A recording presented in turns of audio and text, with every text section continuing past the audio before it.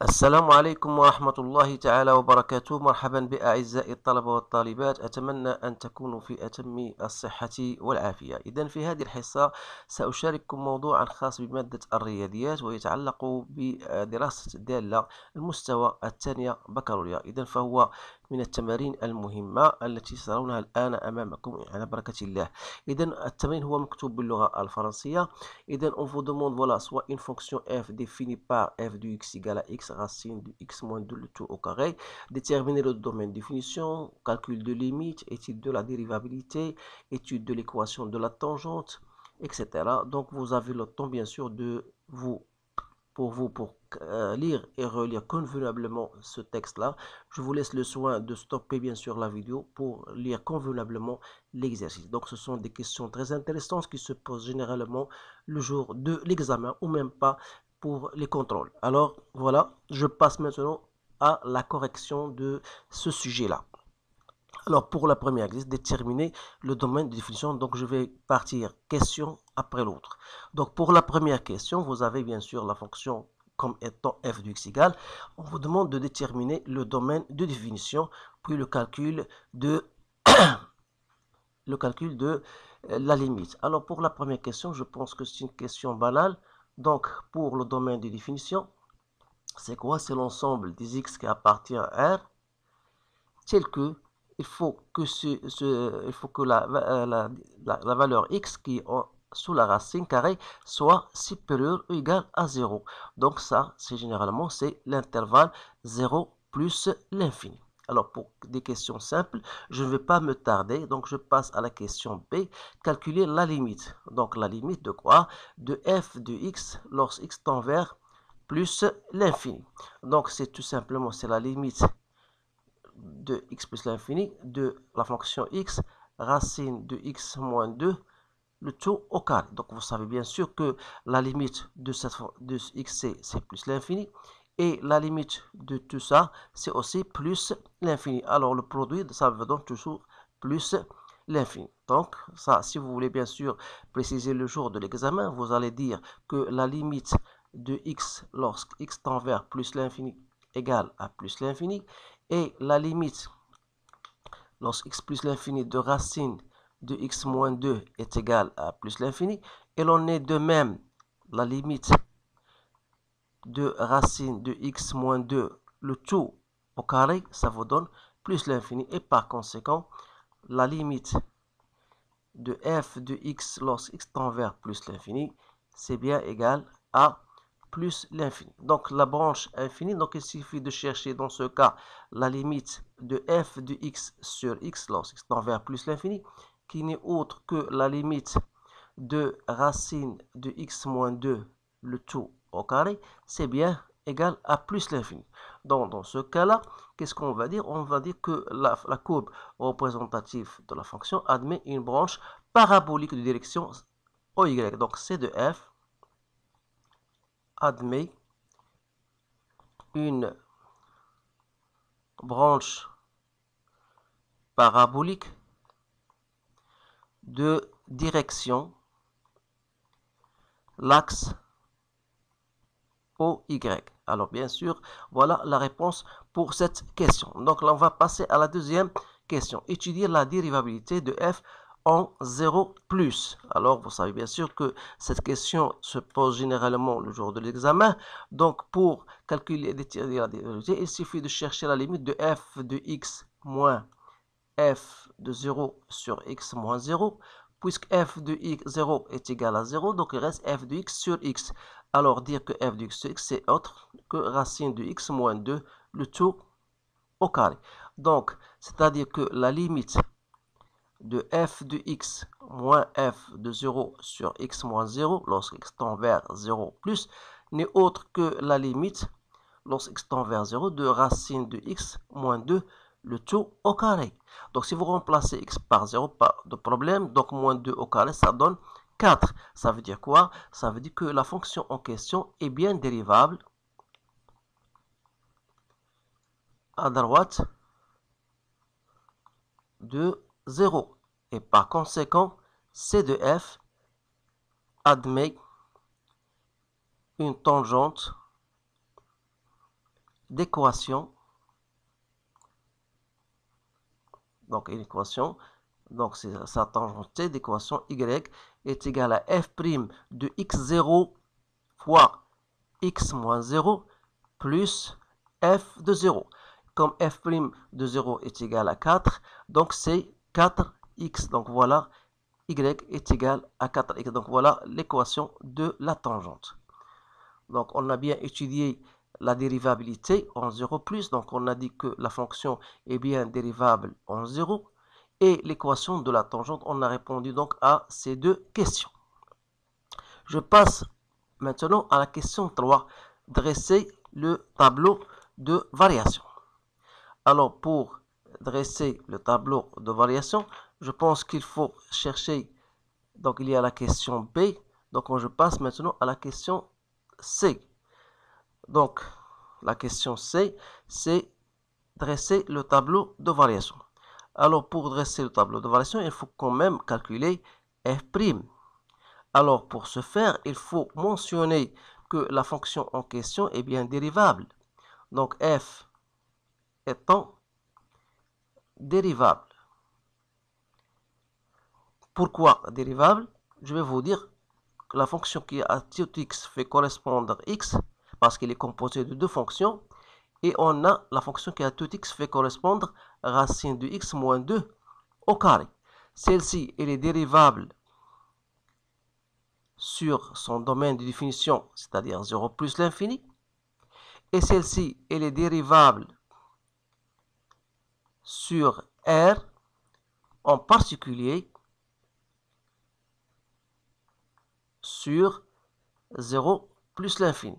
Alors, la composée de deux fonctions, dérivables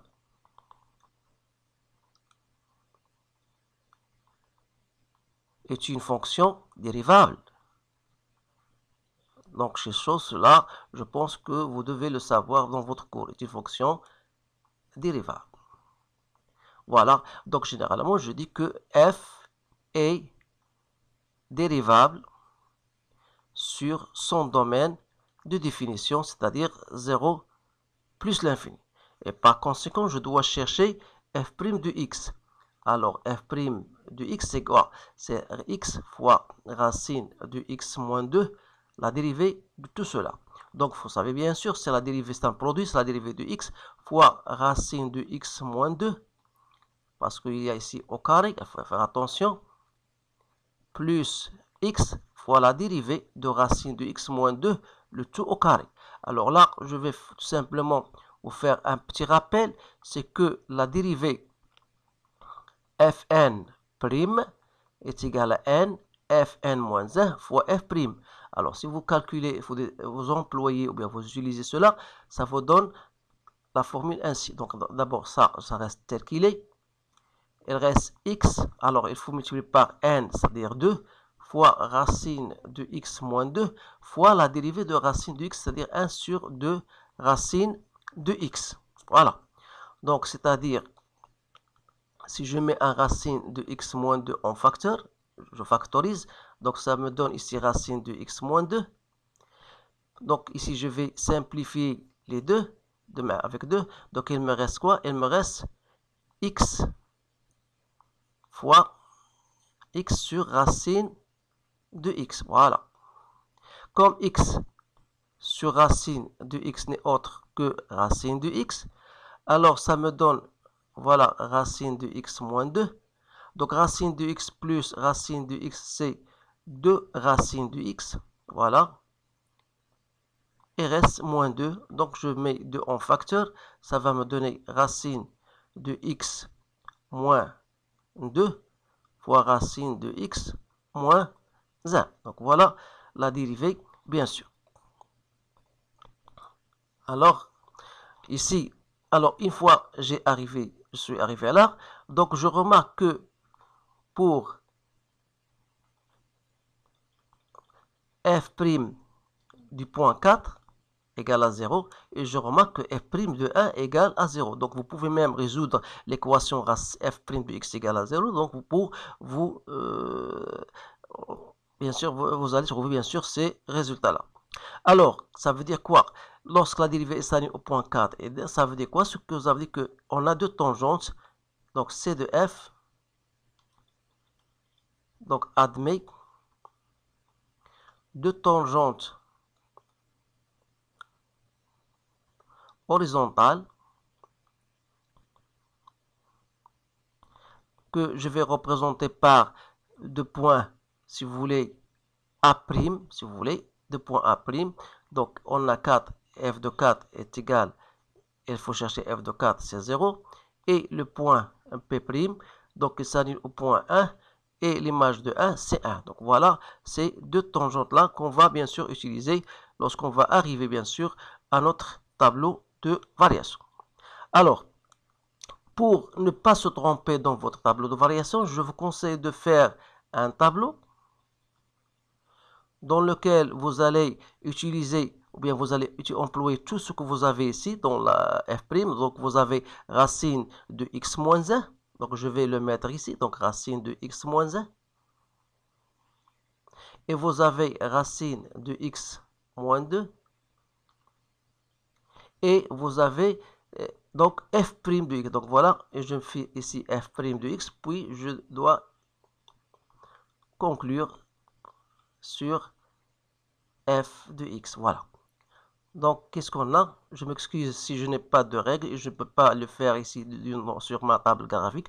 Donc, je vous donne seulement ce que vous devez faire. Donc, on a deux racines. Donc, pour f', on a 1 et 4. Donc, racine de x moins 1 est s'annule au point 1. Et vous savez bien sûr que le signe ici, il est positif. Ici sera négatif. Alors, pour que racine de x moins 2 est s'annule au point 4, ici c'est positif, ici c'est négatif. Donc, le produit, ça va donner plus, moins, plus. Donc, s'il s'annule ici, il va s'annuler ici. Donc, voilà. Donc, que vous remarquez, bien sûr, que f ici est positif. Donc, on sera croissante, décroissante et croissante. Donc, on a ici plus l'infini et on a ici 0. Donc, voilà. Donc, f de 0, c'était égal à 0.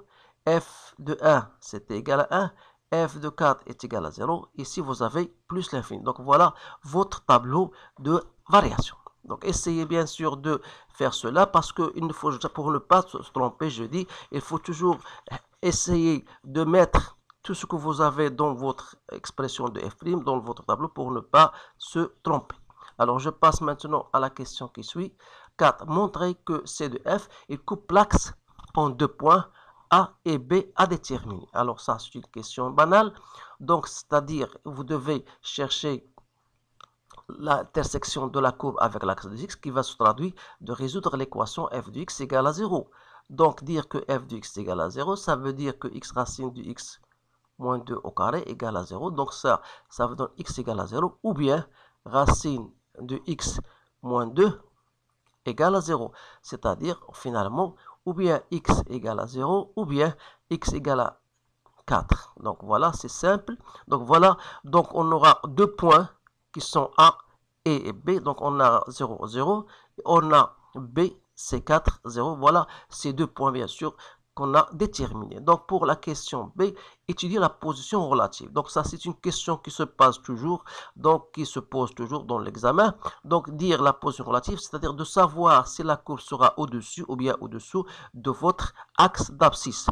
Alors, puisque n'oubliez pas que x appartient à l'intervalle 0 plus l'infini dans votre domaine de définition, vous savez donc que f de x qui est égal à x fois racine de x moins 2 au carré. Donc, vous savez bien sûr que x est supérieur ou égal à 0. Et vous avez de même racine de x moins 2 au carré. Il est supérieur ou égal à 0. C'est-à-dire que f de x sera tout le temps supérieur ou égal à 0. Alors, ça veut dire quoi? Ça veut dire que c de f sera toujours au-dessus de l'axe des abscisses. Voilà. Donc, on a bien étudié cette question. On va passer à ce qui suit, la question 5. A, vous avez montré quel que soit x, f de x moins x égale. Donc là, il suffit de montrer. Donc, on a f de x moins x, c'est x racine de x moins 2 au carré moins x. C'est-à-dire, c'est x en facteur de racine de x moins 2 au carré moins 1. Donc, ça vous donne x. Donc, vous effectuez ici une identité remarquable. Ou bien, vous pouvez utiliser le fait que ça, c'est a carré moins b carré. Donc, je vais le faire de cette façon-là. Donc, a moins b fois a plus b. Donc, c'est x fois racine de x moins 3, racine de x moins 1. Donc, c'est bien notre résultat voulu. Donc, pour la question B, on déduire que CDF coupe la droite delta y en 3 points. Donc, dire qu'il y a une intersection entre ces deux f et D, ça veut dire quoi? Il faut résoudre f de x, ça veut dire qu'il est égal à x.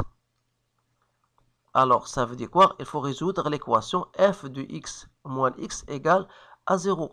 Donc, ça veut dire quoi? Ça veut dire que x racine de x moins 3 fois racine de x moins 1 égale à 0. Ça veut dire que vous avez soit x égale à 0, racine de x égale à 3, ça veut dire x égale à 9, racine de x égale à 1, ça veut dire que x égale à 1, je la fais directement.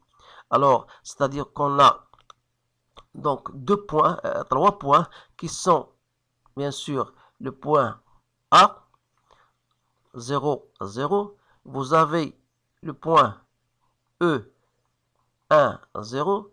Et vous avez le point F, 9, 0. Donc voilà les 3 points bien sûr. Donc ensuite, la question c'est la position relative. Donc toujours la position relative, c'est étudier le signe de f de x moins y. C'est-à-dire qui est égal à x fois racine de x moins 3 fois racine de x moins 1. Alors, pour étudier le signe de ça, c'est mieux d'utiliser un tableau. Donc, ce tableau, bien sûr, va vous faire éviter de tomber en erreur. Donc, voilà, premièrement, vous avez le produit, la première valeur, c'était x. Et racine de x moins 3. Et vous avez racine de x moins 1. Et vous avez votre produit qui est égal, je note P, f de x moins y. Alors, puisque vous savez, dans ma définition, c'était 0 plus l'infini, donc vous avez le point 1 et vous avez le point 9. Voilà. Donc ici, vous avez bien sûr plus l'infini. Donc, pour x, on a dit qu'il est toujours positif, donc pas de problème. Pour racine de x moins 3, elle s'annule au point 9. C'est-à-dire ici positif, ici négatif. Pour racine de x moins 1, donc ici donc positif, positif, négatif. Donc ça vous donne ici positif, négatif, positif. Voilà. Donc, à partir de ce tableau-là, on peut en conclure que f de x moins y est positif. C'est-à-dire que f de x est supérieur à y. Dans le cas où x appartenant à quel intervalle? Il doit appartenir à l'intervalle entre 0 et 1 et 9 plus l'infini. C'est-à-dire, dans ce cas, vous aurez C de f et il est au-dessus de la droite D. Alors, si f de x est inférieur à y, c'est-à-dire dans le cas où x appartenant à l'intervalle 1 9, vous aurez dans ce cas C de f, elle est au-dessus de delta, au-dessous de la droite D. Donc voilà la réponse de la position relative. Donc voilà, on va maintenant passer à ce qui suit. Donc, sixième question, c'était de calculer f seconde. Alors, f seconde, c'est quoi? C'est la dérivée deuxième, donc c'est la f' de x. On va le faire une autre dérivée. Alors, c'est-à-dire, donc on a déjà trouvé f', donc je vais le noter ici, f. Donc il suffit de chercher la dérivée de racine de x moins 2 fois racine de x moins 1. Alors ça, c'est un produit, donc je laisse 2 tel qu'il est, je ne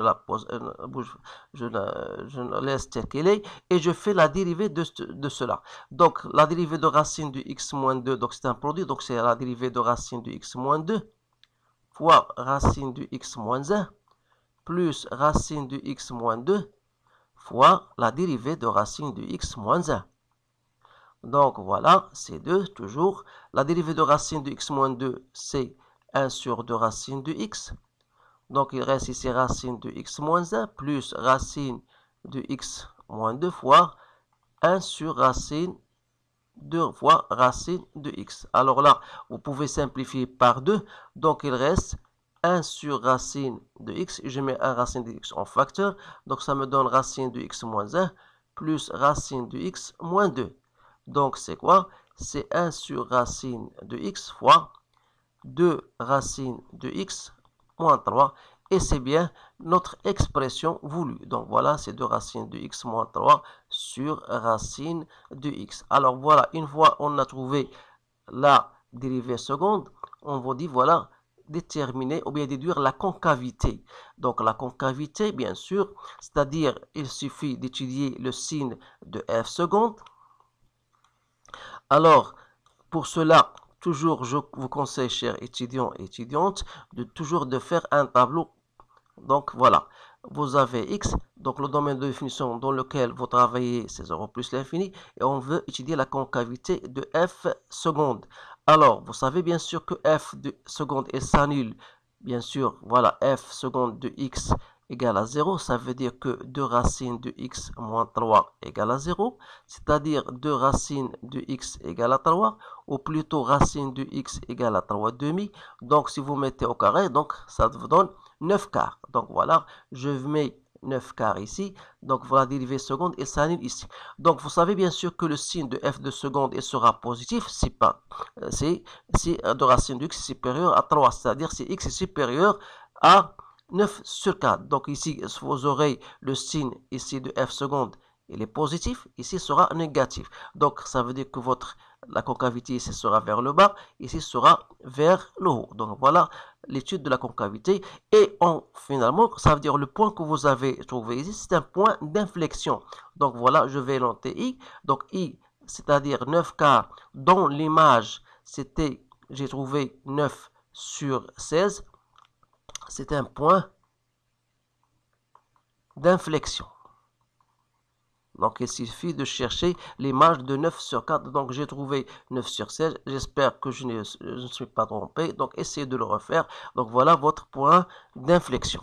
Donc, il me reste maintenant le traçage de la courbe. Je pense que je l'ai fait déjà pour ne pas se tarder. Donc, voilà votre courbe, bien sûr, tel qu'il soit. Donc, vous devez tracer la demi-tangente. On a T, c'est l'équation de la tangente, c'est T égale à Y est égal à, on a trouvé T, l'équation Y est égale à 4x. Alors, pour tracer cette droite-là, il suffit de donner 2 points pour x égale à 0 et y égale à 0, et pour x égale à 1, donc y égale, voilà, à 4. Alors, à partir de votre règle, donc vous allez tracer la tangente T.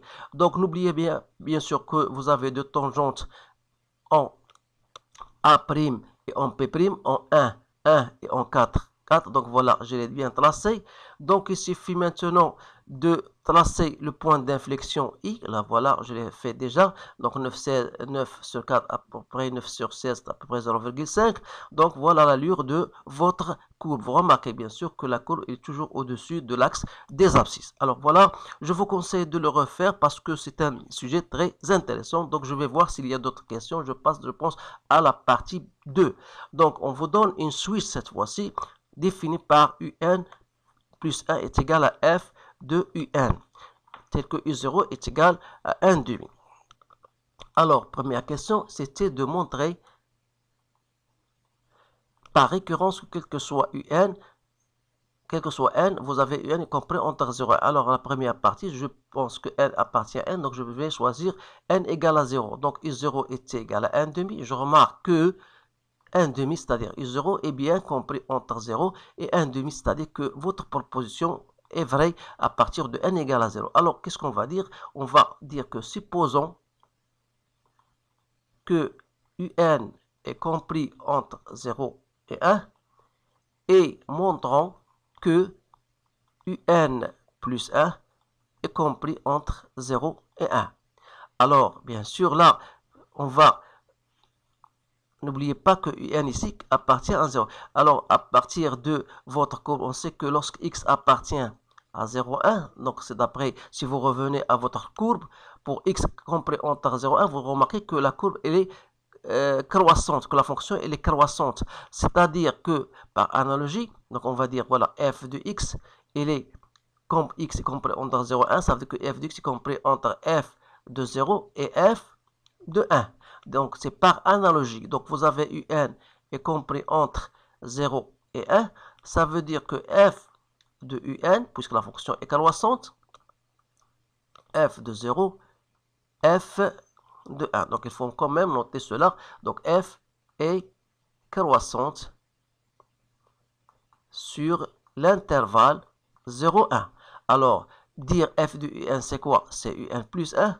Donc f de 0 c'est égal à 0 et f de 1 est égal à 1. Donc on a bien montré que un plus 1 est compris entre 0 et 1. Alors deuxième question, c'était montrer que la fonction est croissante. Donc il suffit de calculer un plus 1 moins un qui est égal à f de un moins un. Alors toujours ici, si vous remarquez d'après notre courbe, pour la fonction x, lorsque x compris entre 0 et 1, on remarque que f de x elle est supérieure à x. Alors, je vous revenez bien sûr à votre courbe. J'ai tracé en pointillé, si vous remarquez bien, que la droite d'équation x, y égale à x. Voilà. Ça, c'est la droite y égale à x. Donc, vous remarquez que entre 0 et 1, la courbe se trouve au-dessus de y égale à x. Donc, qu'est-ce que je vais dire? Voilà. Donc, par analogie, puisque un, voilà, un appartient à 0,1, ça veut dire que f de un sera supérieur à un. Donc, qui dit f de un supérieur à un, ça veut dire que f de un moins un sera positif.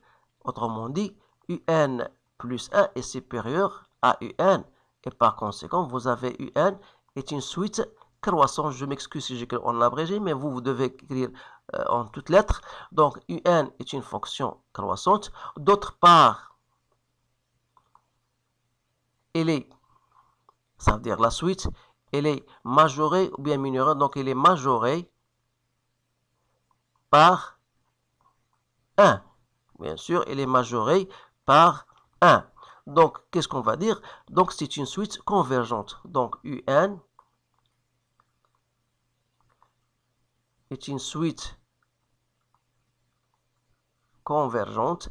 Et finalement, sa limite, je pense que vous avez fait cela dans votre cours, sa limite, c'est tout simplement, il faut résoudre l'équation f de x égale à L. C'est-à-dire S c'était égal à 1. Donc, je vous laisse les soins de le faire. Donc, vous allez trouver la limite de un lorsque n tend vers plus l'infini. C'est la valeur, bien sûr, 1. Donc, voilà la réponse à ce sujet-là. J'espère que cela pourra vous être utile le jour de l'examen. Donc, essayez de le refaire et de le partager avec vos collègues pour que tout le monde puisse bien sûr comprendre ces notions-là. Alors, je vous remercie de votre attention. Je vous souhaite une bonne chance et je vous dis à bientôt.